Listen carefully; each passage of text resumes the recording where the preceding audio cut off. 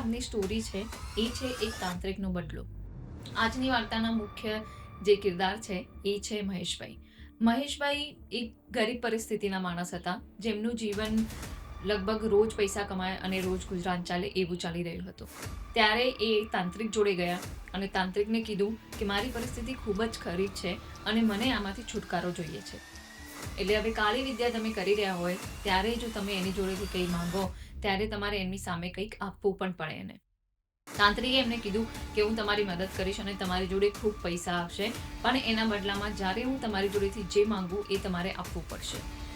કે હું તમારે જ્યારે પણ તમને જે પણ મદદ જોઈશે એ હું કરીશ, પણ તમે મને પૈસાદાર બનાવો. પણ તાંત્રિકે આ વખતે એવી માંગણી કરી કે જે સાંભળીને જ મહેશભાઈના હોશ ઉડી ગયા. તાંત્રિકે એવું કીધું કે આ વખતે મને એક નર બલી જોઈએ છે.